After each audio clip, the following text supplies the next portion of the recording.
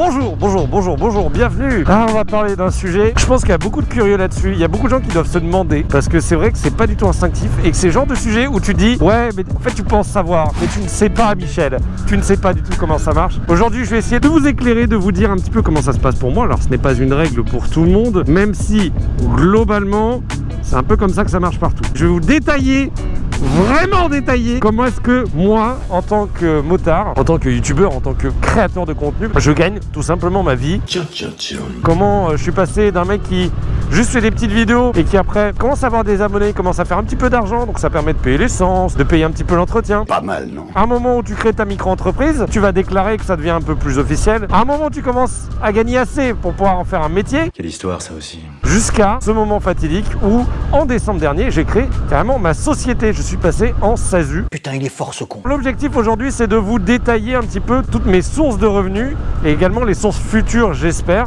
Vous expliquer comment ça marche, vous expliquer qu'est-ce qui marche, qu'est-ce qui marche moins, mon cas en particulier, mais aussi d'essayer de faire une généralité, de voir est-ce que ça peut s'appliquer à tout le monde, évidemment.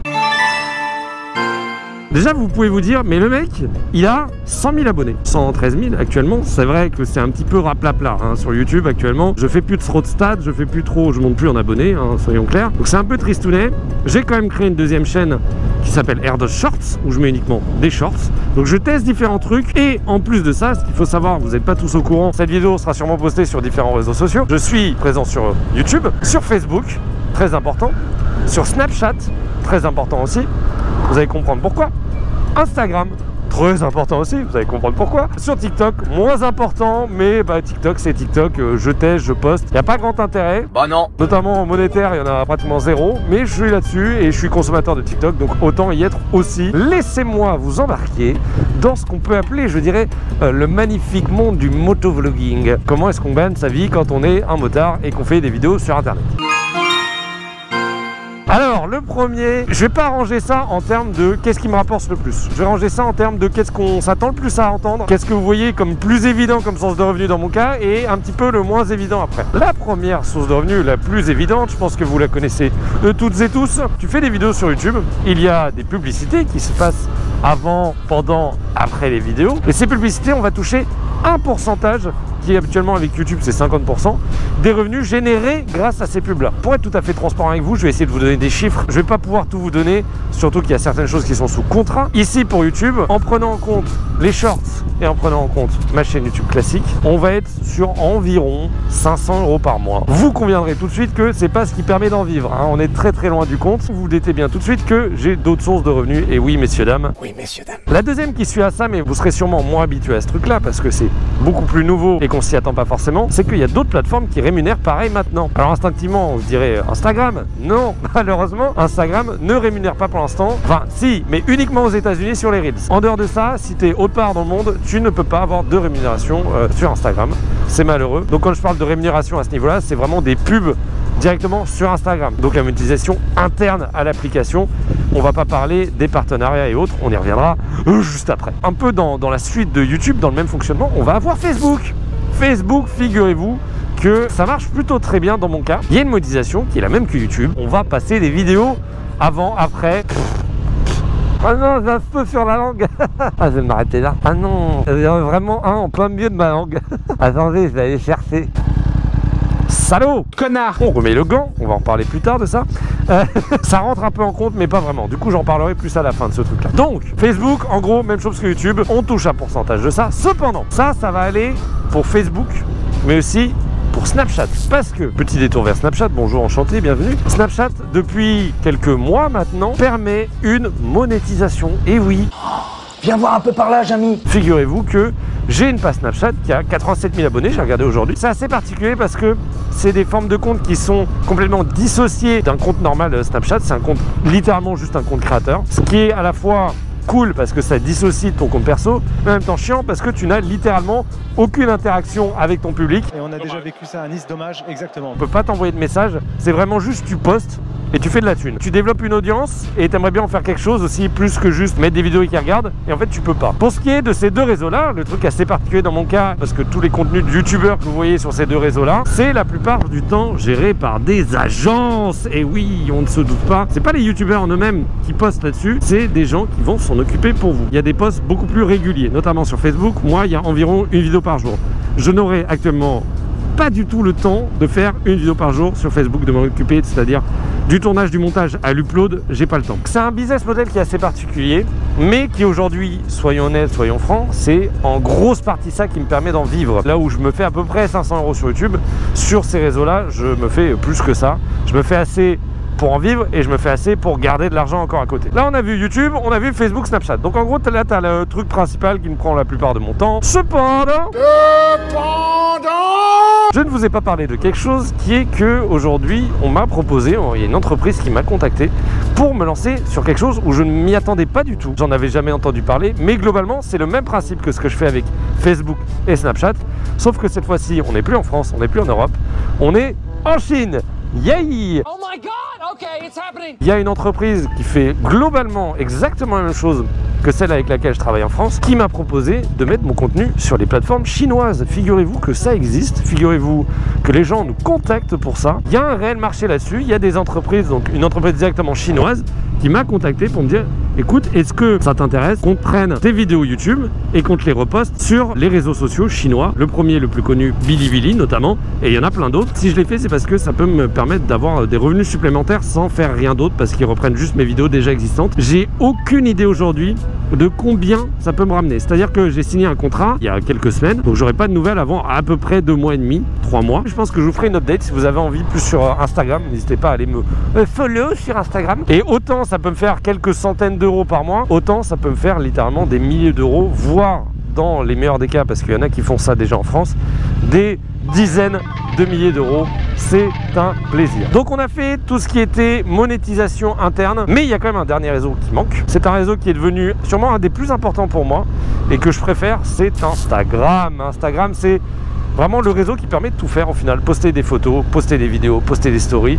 Et c'est le réseau le plus complet pour moi à ce niveau-là. Même en termes d'interaction avec les gens. Comme je vous l'ai dit, on ne peut pas générer d'argent tout de suite avec Insta. C'est pas possible. Ce qui fait que si tu veux faire de la thune sur Insta, il faut jouer avec des partenaires.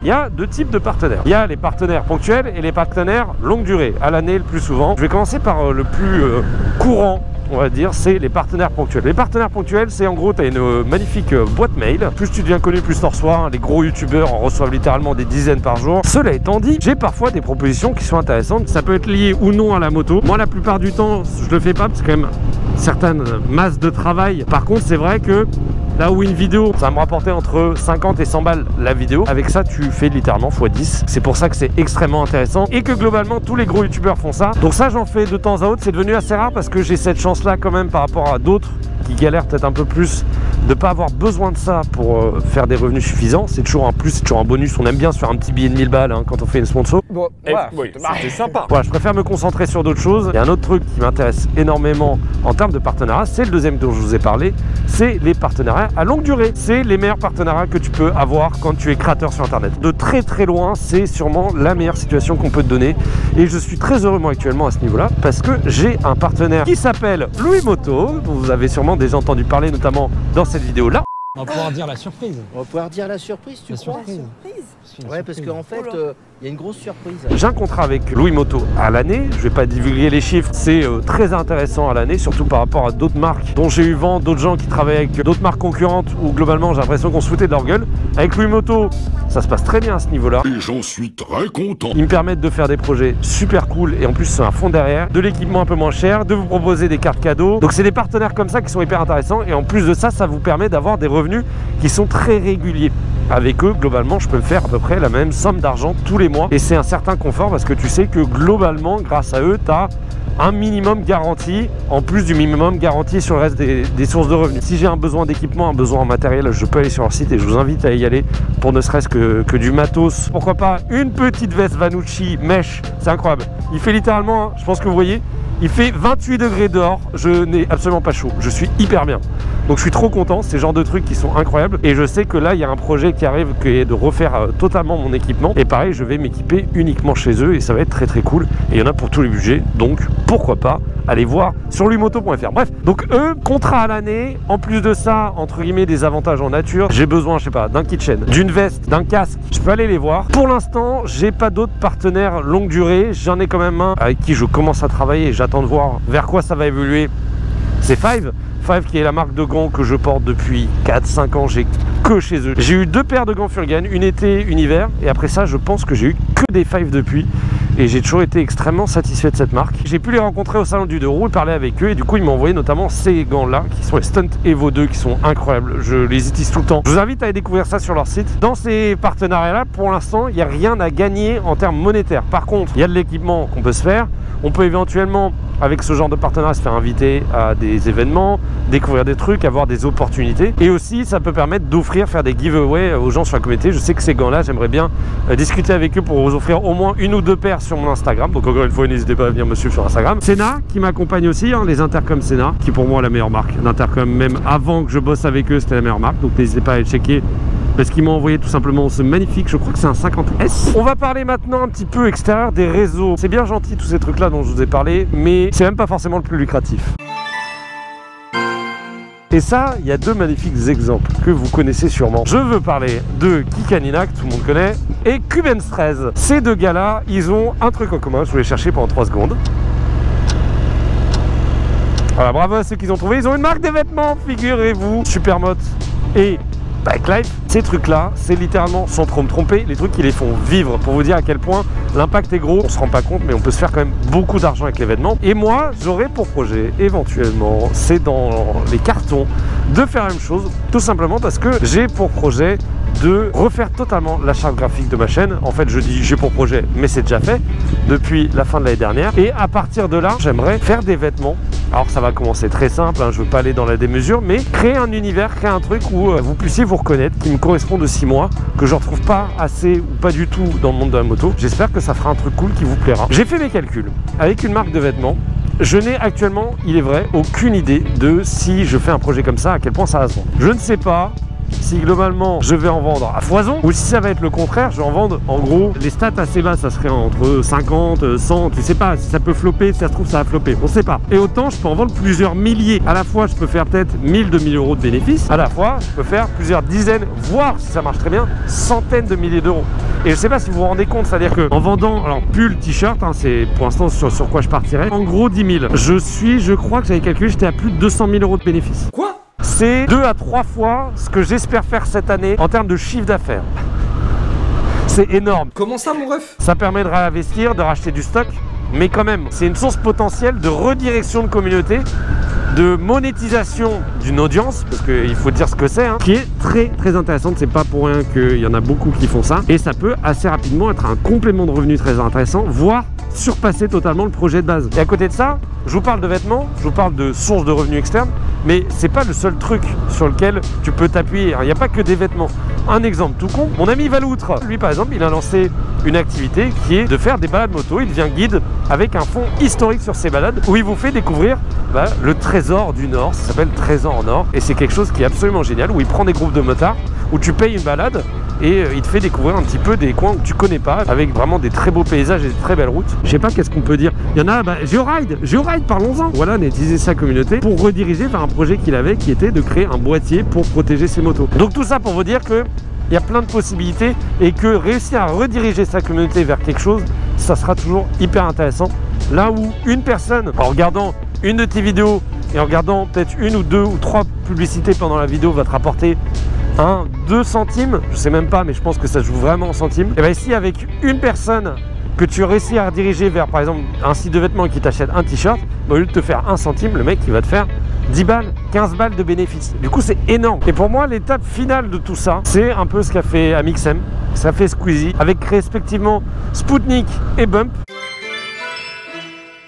leurs agences. Parce qu'avant, par exemple, Squeezie bossait avec une entreprise qui s'appelle Webedia. En termes de moyens de production, en termes de négociation pour des contrats avec des marques, des choses comme ça, c'était Webedia qui gérait pour ces gens-là. Ils sont arrivés à un tel niveau de pesage de couilles qu'ils ont décidé d'arrêter d'être avec ces trucs-là et de créer leur propre société pour gérer tout ça, leur propre agence. Et après, de recruter eux-mêmes des youtubeurs. Moi, pour vous dire, j'aimerais bien rentrer chez Bump. Pour l'instant, j'ai pas avancé sur le sujet. Je sais pas si c'est possible, je sais pas s'il y a un intérêt ou quoi que ce soit, mais j'y pense. Est-ce que j'ai fait le tour? Si, mon Dieu, j'avais oublié, putain, j'avais oublié un truc. C'est pas primordial pour moi. Pour d'autres, c'est beaucoup plus important comme source de revenus. La SACD. La SACD, c'est, je sais plus c'est quoi exactement le nom, mais en gros, c'est une société de droit d'auteur qui nous permet, quand on est youtubeur et qu'on fait des vidéos sur YouTube, sous couvert d'une négociation entre la SACD et YouTube, d'avoir des droits d'auteur, de toucher des droits d'auteur. C'est francophone. C'est vraiment un truc lié à la francophonie, c'est vachement bien. En fonction de ton nombre de vues, tu peux demander des droits d'auteur à YouTube que te reverse la SACD. En gros, c'est un gros gâteau et tu as ta petite part par rapport au nombre de vues que tu fais par rapport à tout le monde. Moi, c'est jamais allé au-delà de 100 balles en un mois, pour vous dire à quel point c'est pas très important en soi de mon côté. Pour d'autres, c'est plusieurs milliers d'euros par trimestre parce qu'ils payent par trimestre. Donc autant vous dire que pour certains, ça paye leur crédit de baraque. Hein, voilà. Tout le but est de savoir où est-ce que tu vas pêcher des sources de revenus, de savoir se diversifier. S'il y a quelque chose qui se casse la gueule, de pouvoir rebondir. Et je crois que j'ai fait le tour en vrai. Hein. Et donc pour résumer tout ça, aujourd'hui je dirais que Facebook, Snapchat représente entre la moitié et 2/3 de mes revenus actuellement. YouTube, je vous ai dit combien je gagnais. Louis-Moto me permet de combler un petit peu tout ça aussi. On va terminer sur un truc que je vais annoncer maintenant. Je vais pas vous donner de détails, je crois que j'en ai déjà parlé vite fait ça et là. J'ai un projet de me lancer dans une activité différente que la moto sur internet. Ça va pas être non plus un truc radicalement différent. Cependant, ça implique la création d'une nouvelle chaîne YouTube, d'un nouvel compte Instagram, nouvelle page Facebook. J'ai déjà investi dans ce sens, j'ai déjà avancé dans ce sens, j'ai déjà fait des trucs. Vous verrez ça arriver logiquement dans les prochains mois, j'espère. Je suis quelqu'un qui procrastine un peu beaucoup trop la plupart du temps. Et du coup, je mets du temps à sortir des projets, ce qui est un petit peu chiant, mais je l'assume, c'est comme ça. Et ça, du coup, c'est aussi une forme de développement des sources de revenus, parce que si ce projet marche un minimum, ça peut me permettre de gérer d'autres revenus. Et pour l'instant, j'en suis très loin. Et de toute façon, c'est quelque chose qui va plus me coûter beaucoup d'argent au départ. C'est un kiff, et en même temps, c'est une prise de risque. Je me dis pourquoi pas. Ça serait le moment de le faire, donc faisons-le. Enfin, bref, hop là. Fallait me faire avoir. C'est la fin de cette vidéo. J'espère que ça vous aura plu. J'espère que vous aurez été un peu plus renseigné sur comment est-ce que moi je gagne ma vie. Vous avez tous les facteurs, vous n'avez pas tous les chiffres, mais j'essaie de vous en donner quand même. Vous avez un petit peu comment est-ce que d'autres peuvent s'en sortir. Si vous avez des questions, n'hésitez pas à les poser en commentaire, à me les poser en DM sur Instagram, j'y répondrai. Ne vous dites surtout pas que c'est facile. Je fais partie des très privilégiés. Mais genre à un point, vous imaginez même pas. Je peux pas vous dire que en bossant beaucoup, vous allez y arriver, etc. Parce que pour moi, il y a des gens qui sont bien plus talentueux que moi. Hashtag Valoutre, qui galèrent vraiment bien plus que moi. Après, c'est le jeu des opportunités, c'est le jeu de la chance. J'ai pas envie d'avoir ce discours-là de tout le monde peut y arriver, etc. Non, c'est pas facile et c'est pas pour rien qu'on est très peu. C'est comme être footballeur en fait, c'est vraiment la même chose. J'ai tellement de chance que je m'en rends même pas assez compte. Mais en tout cas, merci de m'avoir écouté. Là, ça fait 57 minutes et 25 secondes que je parle. N'hésitez pas à vous abonner, à lâcher un petit like, à commenter. Sur ce, je vous dis à vendredi prochain. Je suis en train de chialer, il y a trop de vent. Ciao. Bonne nuit les petits, faites de bons rêves.